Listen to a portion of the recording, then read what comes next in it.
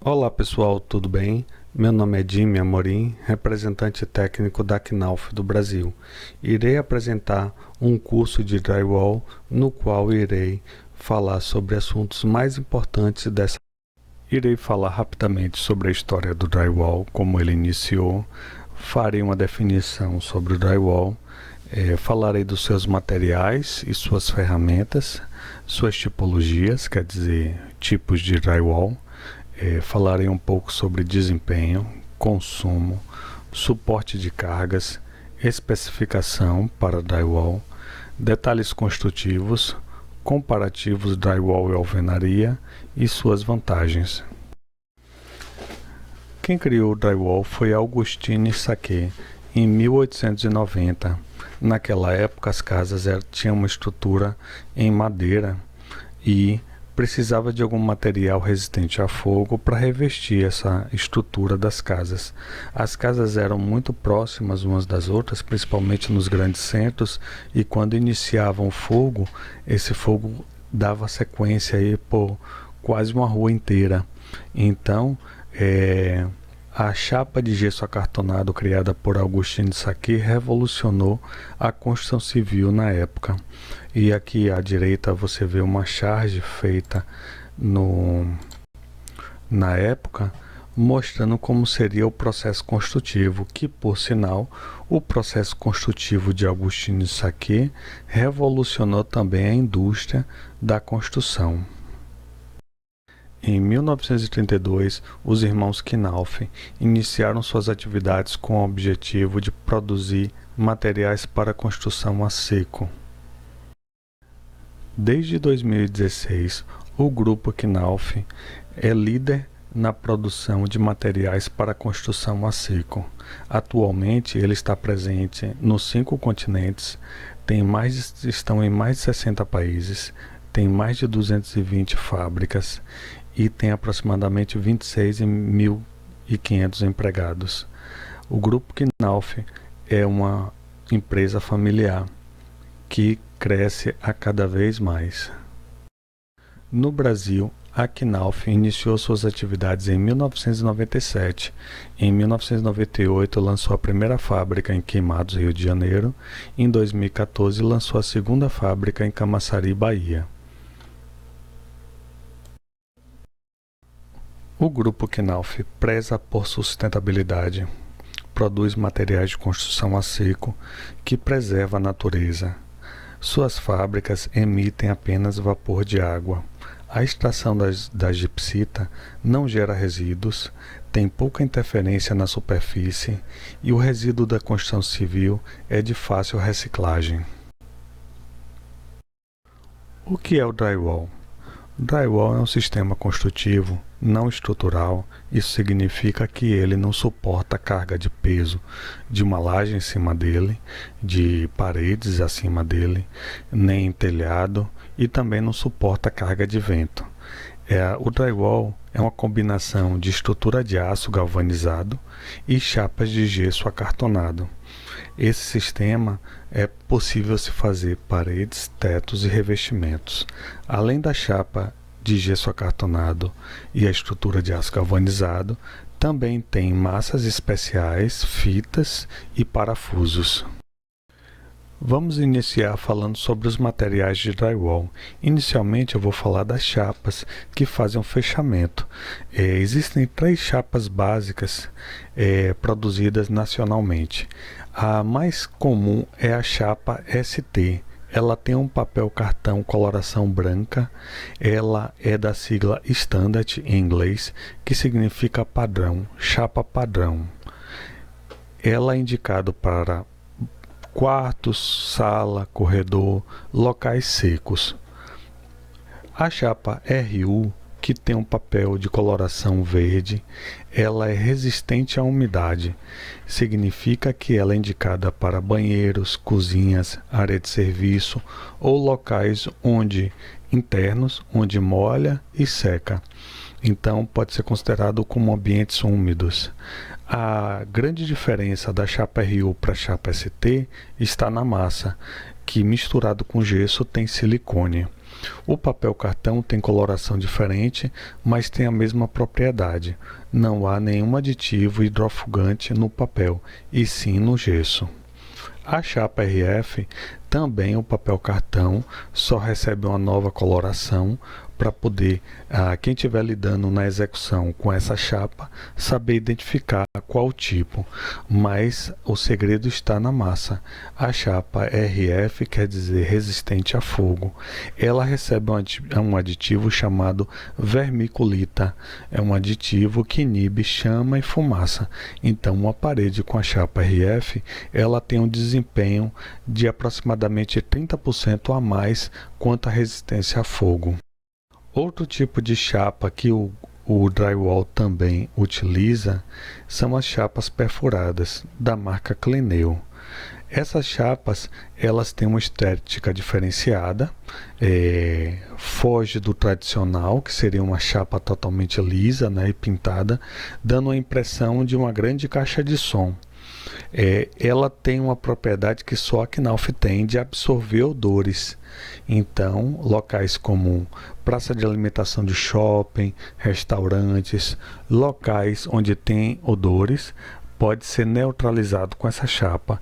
E o principal objetivo dessa chapa é a absorção acústica. Significa que em locais onde ocorre o eco, ou reverberação do som, locais grandes, com grande concentração de pessoas, essa chapa absorve o som para melhorar a qualidade do som. Então, fica mais fácil se ouvir ou perceber uma música com materiais que absorvam o som. Também temos a chapa Flexboard, que é uma chapa mais fina do que o convencional. Isso porque a chapa convencional tem de 12,5 mm e de 15 mm de espessura. Mas no caso da chapa Flexboard, ela tem 6,5 mm.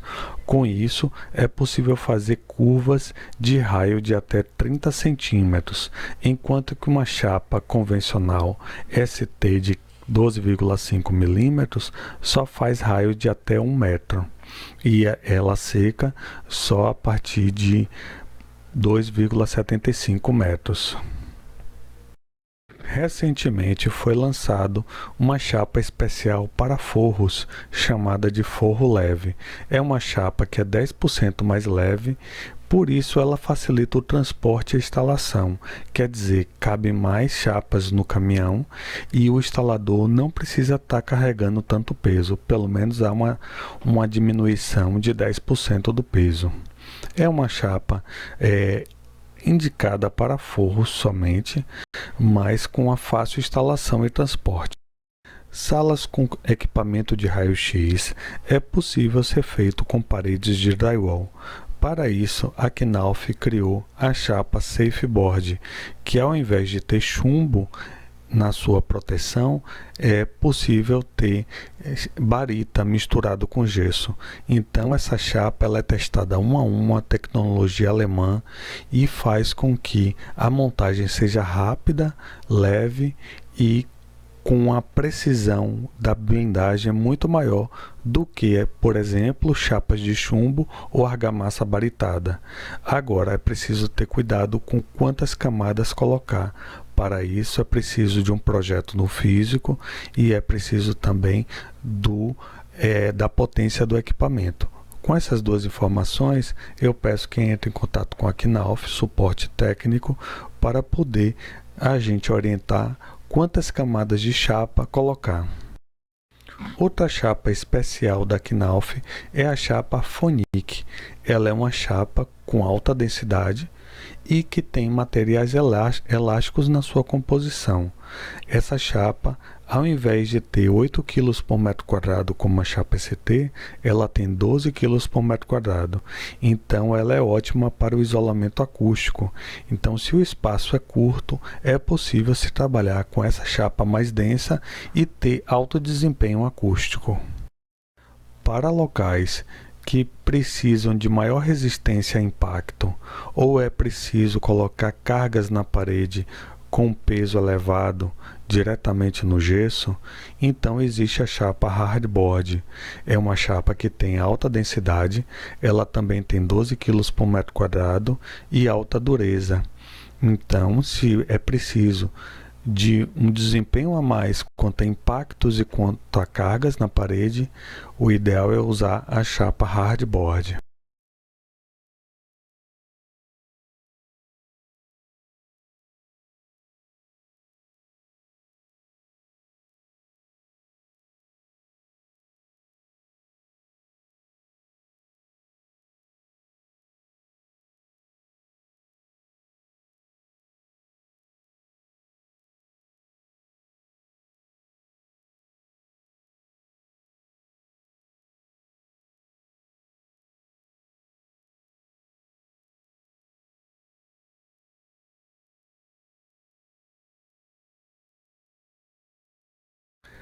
Para locais onde tem forro removível, muito utilizado em ambientes comerciais, pela sua facilidade de manutenção, pois as chapas elas não precisam estar parafusadas e nem com tratamento de juntas, ela fica removível. Existe a chapa de gesso Danoline, é uma chapa com gesso e perfurações para melhorar sua absorção acústica e também com a facilidade de instalação do forro removível. Ainda falando sobre forro removível, existem duas empresas do grupo Knauf que trata desses tipos de forro. É o AMF, que produz chapas de fibra mineral que tem alto isolamento acústico e absorção acústica ao mesmo tempo, e o Era Design, que é feito de fibras de madeira que também tem ótima absorção e isolamento acústicos. Esses materiais são muito utilizados em ambientes comerciais e muitas vezes residenciais. Terminando a parte de chapas, que faz o fechamento do drywall, vamos falar da estrutura metálica. Inicialmente, vamos falar da estrutura metálica para se fazer paredes e revestimentos. Basicamente, se usa dois tipos de perfis, o guia e o montante. O guia, nós temos a alma e as abas. No montante, temos a aba, a alma, as abas e reforços para essas abas. Esses reforços aumenta um pouco a rigidez do montante, mas ambos trabalham com bastante flexibilidade para poder evitar trincas e rachaduras. O guia é fixado no chão e na laje, com buchas e parafusos ou outros tipos de fixação, que eu vou falar logo em seguida. Essa fixação tem que ser feita a cada 60 centímetros e na extremidade da peça. Normalmente o montante ele fica encaixado dentro do guia. Ele fica na vertical, o montante, e o guia na horizontal, embaixo e em cima. Tanto o montante como o guia, eles têm uma largura nominal de 48, 70 ou 90. Essa largura vai influenciar na rigidez da parede de acordo com a altura do pé direito. Então, o montante de 48, por exemplo, é para uma parede de aproximadamente 2,5 metros. Um montante de 70 é para uma parede de aproximadamente 3 metros. E um montante de 90 é para uma parede de aproximadamente 3,5 metros. Então, quanto maior a altura do pé direito, que significa do contrapiso feito até a laje, quanto maior o pé direito, mais largo tem que ser o perfil. É claro que existe uma composição de espaçamentos, montante simples ou duplo, que vai influenciar nessa altura do pé direito. Para isso, eu vou apresentar logo uma tabela de desempenho falando sobre todas as possibilidades que existem para o drywall. Quanto aos perfis para se fazer tetos, existem dois tipos, a canaleta ou perfil F47 e o perfil CD6027. A canaleta ou perfil F47 é mais usado com o forro liso, com a chapa convencional. STRU ou RF. Isso porque as chapas elas se tocam, não tem um espaço entre elas, então esse perfil aqui só precisa ter 47 milímetros de largura. Agora, para chapas perfuradas ou chapa cimentícia, é preciso de um perfil mais largo, um perfil de 60 milímetros. Então, ela é indicada para chapas que não se tocam, que precisa de um espaçamento entre elas. Para o encontro do forro com a parede, existem perfis específicos para fazer essa conexão. O mais comum é a cantoneira em L, em que uma aba vai fixada na parede e a outra aba fixada na chapa do forro, com a fixação a cada 60 centímetros e na extremidade. Quando se utiliza um forro bidirecional, é muito comum usar o guia para teto. Eu vou mostrar com detalhes como é esse forro bidirecional mais para frente. Então se utiliza muito o guia para teto. É claro que o mais comum é o forro unidirecional. Então é mais comum usar a cantoneira em L. Mas poderia usar o guia para teto também no forro unidirecional. Agora é muito comum também usar tabica, que é um perfil metálico que simula o negativo do gesso. Então, essa aba aqui fica na parede e a outra aba fica no forro, mas ela tem algo tipo uma escadinha que faz com que o forro não toque na parede, fazendo um acabamento diferenciado em que muitas pessoas gostam desse detalhe. Falando sobre os acessórios, para os perfis metálicos, eu coloquei aqui uma imagem de um forro bidirecional, que eu vou explicar com mais detalhe mais para frente, mas falando dos acessórios, existe o tirante. O tirante, ele fica conectado na laje. Existe o suporte nivelador, em que ele conecta na canaleta ou no CD6027 e conecta com o tirante. Ele tem uma mola aqui de ajuste para regular a altura e dar o travamento. Esse conjunto de tirante e suporte nivelador é chamado de pendural. Esse pendural ele tem uma resistência de 75 kg, sendo que o forro vai ter no máximo 25 kg. Existe também o suporte conector, que ele é uma peça para conectar uma estrutura na outra ou até a estrutura em uma parede de alvenaria, caso a pessoa queira fazer um revestimento estruturado desse tipo. Existe também um conector, é uma peça que conecta a canaleta, com isso ela pode ter uma continuidade. Falando sobre os parafusos do drywall, existem dois tipos mais importantes, que são os parafusos metal-metal e os parafusos drywall-metal.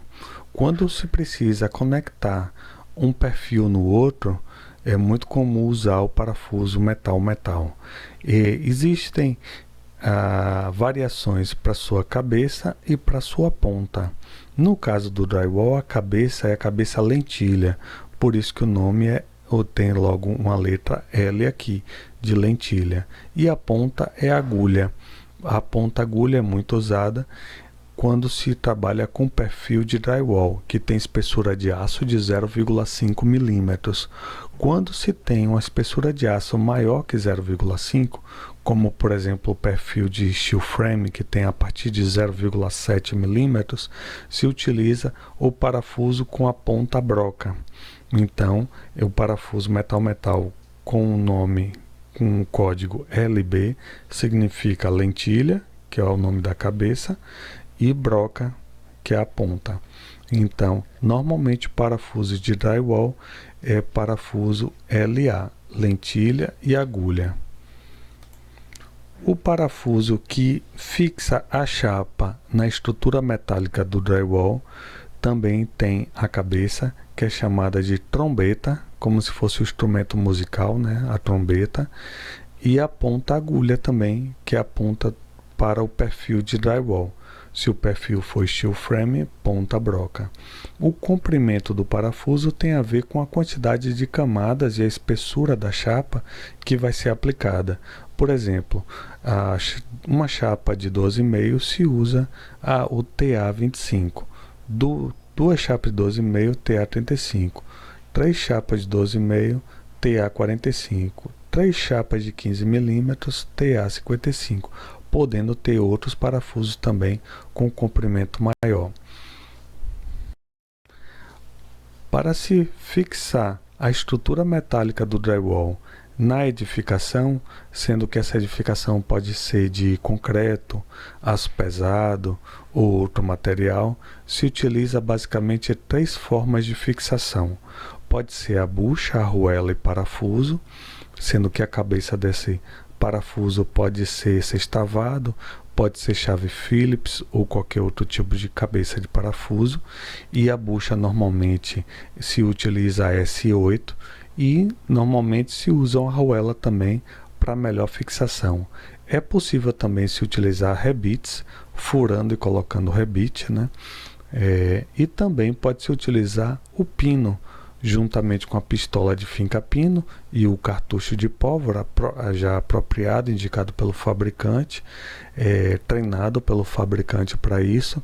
É possível se fixar o pino, tanto para fazer forros como para fazer paredes. Existe todo um cuidado para trabalhar com ele, mas em certos momentos é muito mais vantagem trabalhar com o pino. Falando sobre as massas de tratamento de juntas. O que seria tratamento de juntas? Seria um encontro entre uma chapa e outra, né, em que precisa se aplicar massa e fita de papel para que ela não venha a trincar, porque o drywall é extremamente flexível, então ela precisa de uma massa que seja flexível também, mas que tenha uma ótima aderência, tanto da fita como da chapa. Para isso existem 2 chapas de tratamento de juntas. Tem a massa em balde, que é chamada de Head Fix, ela já vem pronta e ela pode ser reaproveitada. É só fechar o balde que dá para aproveitar ela até 9 meses. A Fast Fix é uma massa que, se você faz um pouco dela, tem que usar o pouco que fez todo, porque senão ela endurece. Ela tem uma trabalhabilidade de aproximadamente 1 hora, de 45 minutos a 1 hora, mas ela é muito boa porque ela seca rápido. É possível dar outra demão ou pintar, ainda talvez até no mesmo dia, e ela também é mais econômica. Então, dependendo da obra, você pode optar por uma ou por outra. Para se fazer o tratamento de junta ou quina no drywall, é possível usar esses materiais.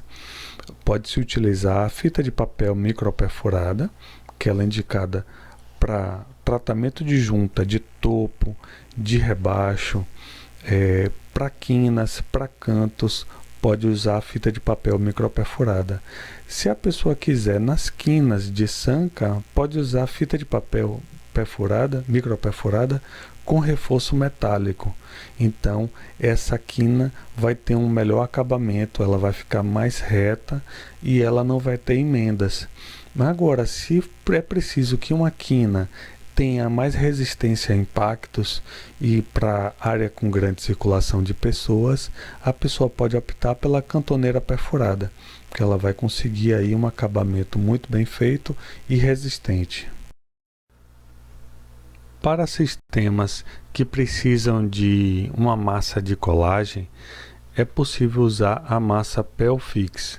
Ela é indicada para revestimentos colados, tetos aramados ou para fazer o tratamento de juntas do sistema Clineu. Quando se precisa fazer pequenos reparos, é possível usar a fita telada para drywall. Ela é indicada para pequenos reparos, mas temos que ter cuidado, porque muitos instaladores usam ela para o tratamento de juntas, só que ela não é indicada pela norma e nem pelos fabricantes, porque qualquer movimento que tenha no drywall ou na edificação, a trinca ou fissura passa pela tela e fica exposto. Para melhorar o isolamento acústico de uma parede ou um forro, é possível se colocar a fita de isolamento acústico ou banda acústica. É uma fita de espuma de poliuretano colante que se coloca no perfil, em todo aquele perfil que vai tocar na estrutura da edificação. Então ela impede que os sons passe pelas frestas ou que ele seja transmitido por vibração da estrutura para o drywall. Com isso, existe uma melhora no isolamento acústico de até 2 dB. O sistema drywall também se faz necessário de tampas de inspeção ou tampas de visita ou alçapão, porque o forro monolítico ou paredes podem precisar de alguma manutenção interna. Para isso existem 2 tipos de tampa de inspeção. Ela em ABS, é muito utilizada em forros porque ela é removível, ela é solta, presa pela própria gravidade. E existe a tampa premium, que ela tem um sistema de clicagem que impede que ela caia, então ela é muito indicada para paredes ou revestimentos. Vamos falar agora sobre as ferramentas para se fazer paredes, tetos e revestimentos de drywall. Então está separado aqui entre ferramentas para estrutura metálica, ferramentas para o chapeamento e ferramentas para o tratamento de juntas. Falando sobre a montagem da estrutura metálica, é preciso de uma furadeira, de preferência uma furadeira martelete ou uma pistola de finca-pino. Normalmente se usa um martelo, uma tesoura de aviação, que é uma tesoura para cortar o perfil metálico. Muitos instaladores ainda não conhecem, mas é possível usar um alicate puncionador. Ele faz um furo e a rebarba do furo faz curva lá dentro e dá uma fixação provisória, substituindo o parafuso metal-metal.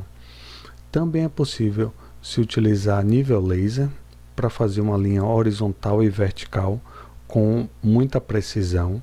Se o instalador não tiver um nível laser, pode substituir por mangueira de nível e prumo de face ou de centro. Também é possível usar a trena.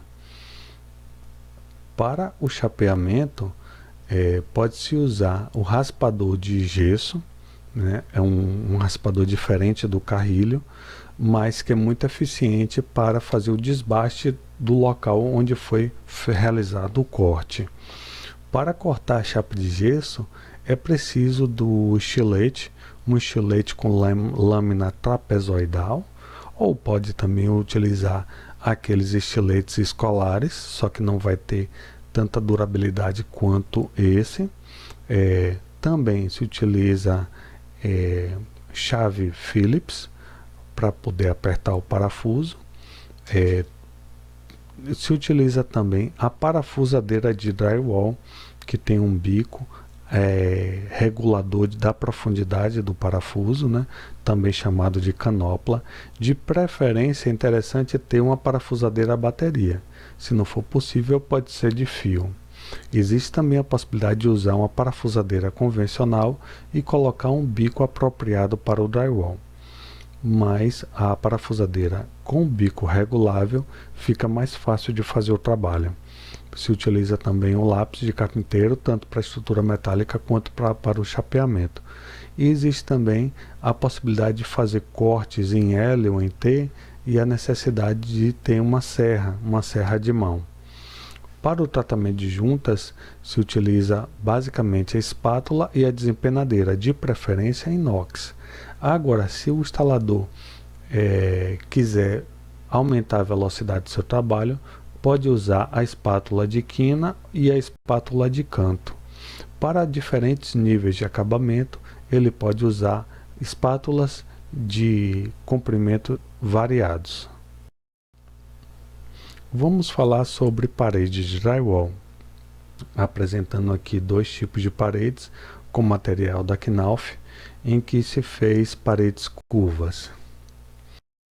A Knauf apresenta 4 tipos de paredes, iniciando pela W111, que esse nome aqui é um código que representa que essa parede tem que ter uma estrutura metálica e uma chapa de cada lado, sendo que essa estrutura metálica podem ter montantes com espaçamento a cada 40 ou a cada 60 centímetros. O montante pode ser simples ou duplo, pode ter lã ou não. mas ela tem que ter uma estrutura metálica e uma chapa de cada lado. Esse tipo de parede é indicado para paredes internas que dividem ambientes internos dentro de uma mesma unidade. Pode ser residencial ou comercial. Para um ambiente residencial, seria aquela parede que divide a sala do quarto, da cozinha, do banheiro, quer dizer, paredes internas. Esse tipo de parede tem um desempenho mínimo de 30 minutos e um isolamento acústico de aproximadamente 38 dB sem lã e 42 dB com lã. O segundo tipo de paredes do sistema drywall é o W112. É um sistema de paredes que tem uma estrutura metálica e duas chapas de cada lado. Existem variações, assim como a W111. Os perfis podem estar a cada 40 centímetros ou a cada 60 centímetros. O montante pode ser simples ou duplo. E a lã pode ter lã ou não. Então, esse tipo de parede, a nível mínimo, ela pode ter um isolamento acústico de 42 dB e um tempo de resistência a fogo mínimo de 60 minutos. Esse tipo de parede é indicado para aquela parede geminada, que divide um apartamento do outro, ou de um apartamento para o corredor. Então, ela serve tanto para ambientes comerciais, como ambientes residenciais. A W115 já é uma parede especial. Ela tem duas estruturas metálicas e duas chapas de cada lado. Normalmente, ela vem com lã de vidro também. O montante pode ser simples ou duplo. A razão de colocar um montante duplo é para poder ter mais rigidez na parede por causa da altura do pé direito. Então, vamos ver ainda as tabelas de desempenho que mostram como deve ser a altura máxima de acordo com o perfil utilizado. Então, essa parede é uma parede especial quando se precisa de alto isolamento acústico, como salas de aula, salas de reunião, bibliotecas ou ambientes do tipo. As duas estruturas metálicas não se tocam. Isso significa que se tiver alguma batida ou vibração em um lado, não ouve-se do outro lado. Das paredes especiais, a W116 é a parede mais eficiente, pois ela alcança grandes alturas, tem um isolamento acústico de pelo menos 60 dB e é possível passar tubulações por dentro da estrutura metálica. Então, se a pessoa precisa apenas de uma parede hidráulica, uma parede que permite tubulação de maior diâmetro dentro dela, é possível ter as duas estruturas e uma chapa de cada lado sem lã, se a pessoa preferir. Mas se a preocupação é de isolamento acústico, então é preciso ter duas chapas de cada lado, a lã e as estruturas espaçadas com a ligação com pedacinhos de chapa com pelo menos 4 parafusos. Esse tipo de parede é indicado para cinemas, paredes de galpão, locais em que precisa de alto desempenho e resistência mecânica para alcançar grandes alturas. Assim como as paredes anteriores, os perfis podem estar a cada 40 centímetros, eles podem ser montante simples ou duplo. Então, é preciso consultar o manual de instalação nas tabelas de desempenho para poder saber qual o tipo de configuração ideal de acordo com a altura de pé direito, resistência a fogo e isolamento acústico. Falando sobre tetos em drywall, apresentando aí os forros do Colégio Santa Amália em São Paulo como exemplo de forros bem bonitos feitos pela Knauf. Falando dos tetos mais simples, o que compete em preço com o forro plaquinha é o teto aramado Knauf.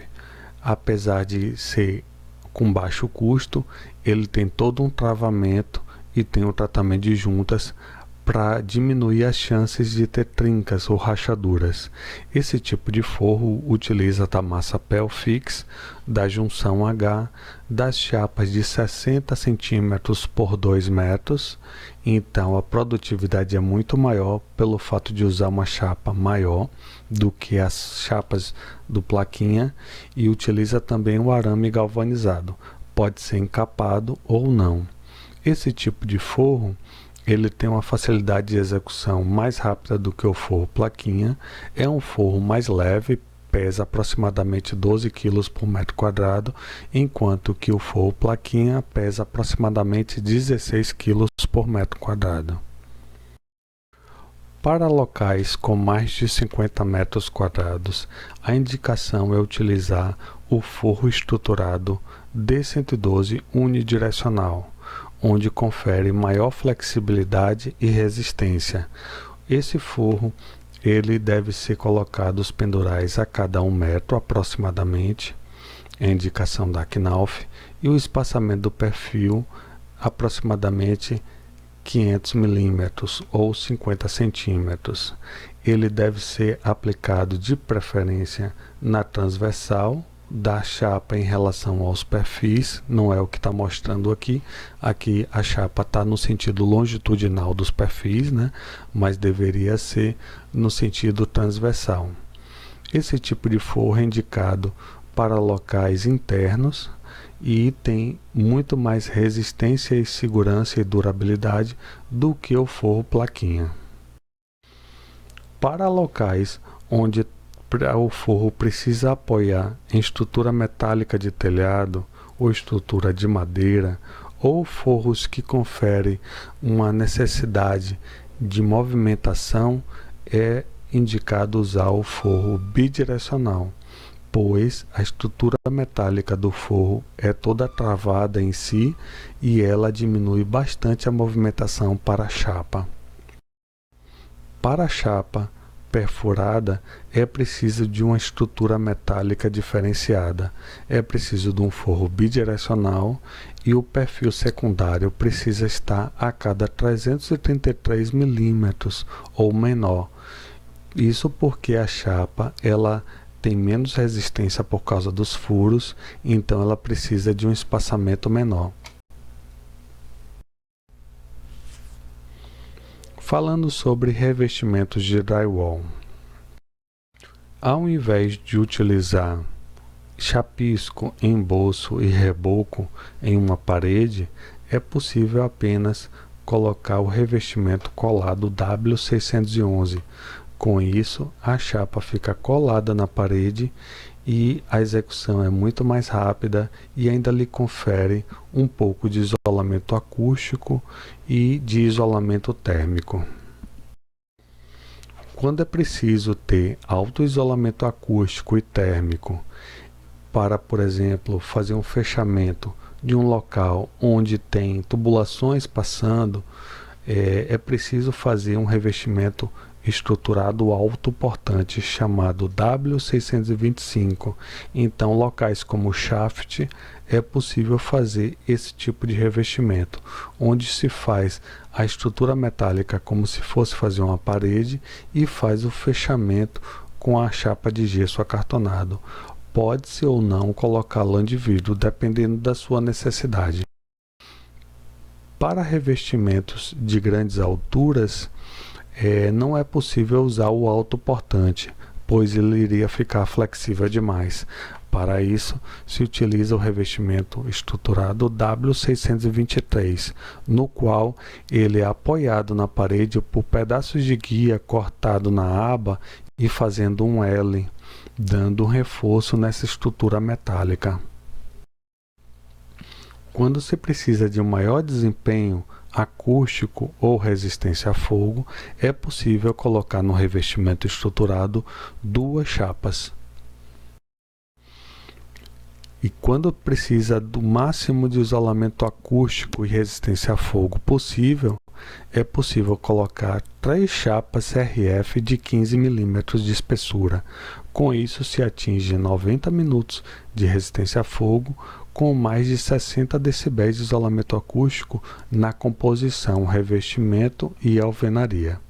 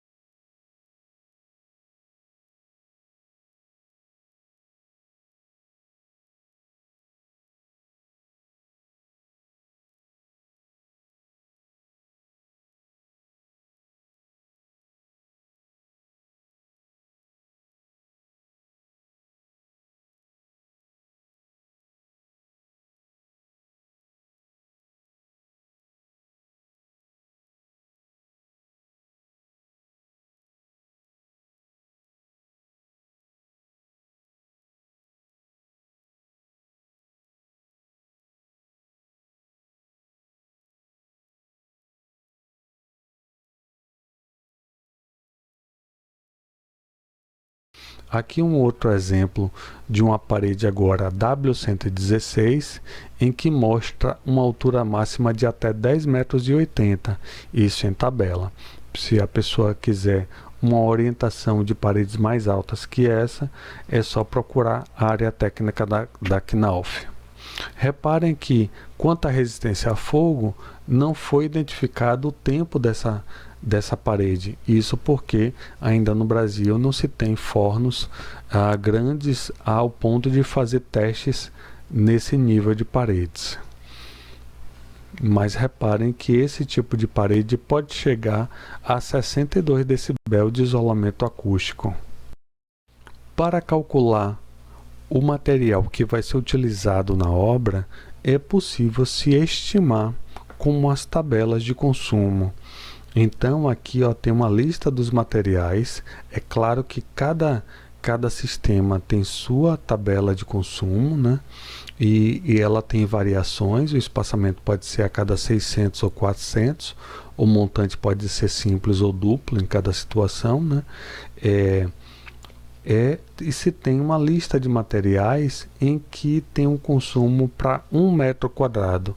Então, se a pessoa vai precisar de uma certa quantidade de metros quadrados desse sistema, é só multiplicar a área por cada item da lista que você encontra a lista de materiais que vai ser necessária para poder fazer aquela parede. Então, tem alguns materiais que são variáveis, como a cantoneira de canto, a fita de isolamento, que precisa ver o contato do perfil de drywall com a estrutura. Mas para outros materiais, já dá para ter uma estimativa, como assim, com uma margem de perda de 5%. É possível também baixar no site knauf.com.br umas tabelas no Excel em que coloca a área da parede e já automaticamente sai uma relação de materiais do sistema em que a pessoa precisa estar fazendo. Então tem uma tabela para cada sistema no site da Knauf. É possível também, para obras pequenas, buscar o aplicativo Knauf Pro, que tem a calculadora Knauf, que apresenta diversos sistemas, uma calculadora para fazer o cálculo do material. É claro que se precisa fazer algo com uma quantidade maior de área, é interessante usar as tabelas do Excel. Vamos falar agora sobre suporte de cargas. Muitas pessoas têm dúvidas sobre esse assunto. Eu peço que vocês deem uma olhada no manual de instalação, em que tem uma página só falando sobre esse assunto. Lá tem uma tabela com todos os tipos de fixação. Apresento para vocês agora as 3 fixações mais comuns, que é a bucha parafuso plástica, a bucha de expansão plástica e a bucha metálica, ou bucha com braço metálico. Ela é apresentada na tabela no manual de instalação. Também existem vários tipos de chapa de reforço. Tem a chapa metálica, tem a chapa de madeira maciça e tem a chapa de compensado plastificado. É possível também usar sarrafo de madeira maciça para fazer essa fixação. Utilizando as chapas, é possível atender uma carga de 20 kg em cada ponto, utilizando também a bucha metálica, né? E se tiver cerâmica, atende até 30 kg por ponto, sendo que tem que ter uma distância de um ponto para outro de pelo menos 400 milímetros. Para situações de carga na parede, rente à parede, existe uma tabela no manual de instalação que fala sobre diversas situações em que se utiliza a bucha, dependendo com a carga, dependendo se está apoiada na chapa ou no perfil. Então, de maneira mais simplificada, as 3 situações mais comuns é a bucha parafuso, em que atende diretamente no gesso uma carga de até 10 kg. Existe a bucha de expansão plástica, que diretamente no gesso atende uma carga de 15 kg. Existe a bucha com braço metálico, que diretamente no gesso atende até 20 kg. Se a bucha metálica estiver atravessando a chapa de gesso e presa no perfil metálico, ela atende 40 kg. Isso por ponto, sendo que de um ponto ao outro precisa ter uma distância de pelo menos 400 milímetros. Para cargas afastadas da parede, aproximadamente a 30 centímetros da parede, existem situações também que podem ser utilizadas. A bucha plástica diretamente no gesso atende até 5 kg. A bucha metálica, ela atende com uma chapa somente 10 kg. Se tiverem duas chapas, a bucha plástica apropriada com longa, no caso, atende 15 kg e a bucha metálica 30 kg. Se tiver azulejo, a bucha metálica atende 20 kg. E se for a bucha metálica fixada, presa no montante também, ela vai ter uma resistência de até 40 kg. E se esse montante for duplo encaixado, ele atende 70 kg por ponto, sendo que a distância de um ponto ao outro tem que ser de pelo menos 400 milímetros. Falando sobre a especificação de um projeto arquitetônico para um projeto de drywall. Para isso, apresento aqui uma planta simplificada, uma planta arquitetônica, e aqui uma planta de corte. Normalmente na planta de corte se identifica a altura do pé direito, e aqui na planta baixa a gente identifica as áreas secas e as áreas úmidas, as paredes internas, para poder se fazer uma espécie para o drywall. Então aqui, as paredes elas são identificadas, se ela são os dois lados área seca, se é um lado área seca, outro lado área molhada, se os dois lados são área molhada. Então ela tem essa identificação de acordo com o ambiente. E também falando sobre o pé direito, vai ser identificado o tipo de perfil, o espaçamento do perfil também. Então tudo isso é observado. Para os forros também, de acordo com o que o cliente queira fazer, é identificado também em uma legenda. Sendo que nessa legenda existe uma decodificação já normatizada na norma de drywall, a 15758. Como, por exemplo, aqui essa parede azul, ela deu W111 95 70 600 ST. O que ela quer dizer? A primeira etapa desse código fala sobre o código do fabricante, que identifica aquele sistema.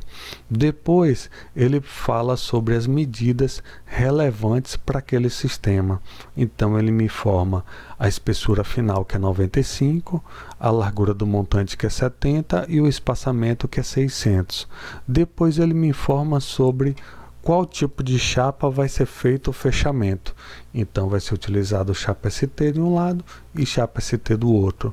Se houvesse algum revestimento interno dessa parede com lã, ela iria informar logo em seguida, como está aqui na parede cinza, lâmina LM50, que significa lã mineral de 50 milímetros de espessura. Então essa codificação informa todas as informações relevantes para aquela parede, para que a pessoa identifique qual tipo de parede é aquela. Assim também é para o forro. Também ele informa aqui, D112 unidirecional, estruturado, atirantado, com perfil F47 a cada 1000 milímetros, com espaçamento de perfil a cada 450 e chapa ST. Então existe toda uma codificação com as medidas relevantes para que se chegue no na tipologia correta desse sistema. Então, para auxiliar aqui, pode vir informações, desenhos mostrando cortes de detalhes construtivos para auxiliar na execução e na identificação do sistema. Falando agora sobre alguns detalhes construtivos relevantes para o drywall. Deve ser evitado o alinhamento do encontro parede de drywall com alvenaria ou pilares. Então, é indicado se avançar a parede de drywall para que ela dê continuidade como revestimento colado, ou então a parede deve ser recuada e ser feita uma quina no pilar ou na alvenaria de pelo menos a medida menor aqui de 25 milímetros, para que dê possibilidade de fazer o tratamento de canto aqui. Agora, se não for possível, é preciso que se tenha um alinhamento entre alvenaria, pilares e drywall.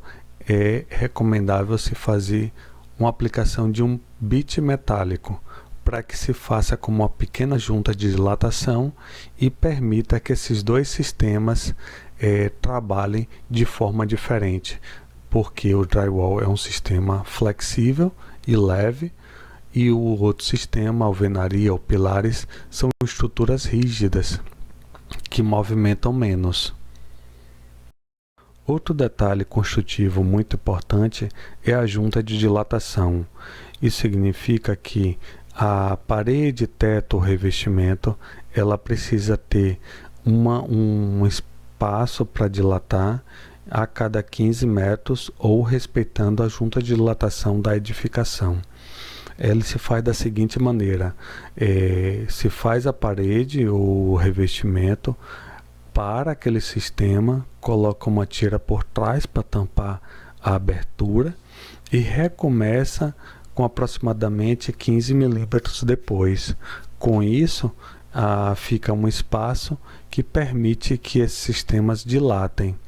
Então, esse espaço, se não ficar agradável visualmente, pode ser preenchido com mastique e uma espuma e uma massa flexível para poder permitir o trabalho dos materiais, porém com uma estética que não desagrade.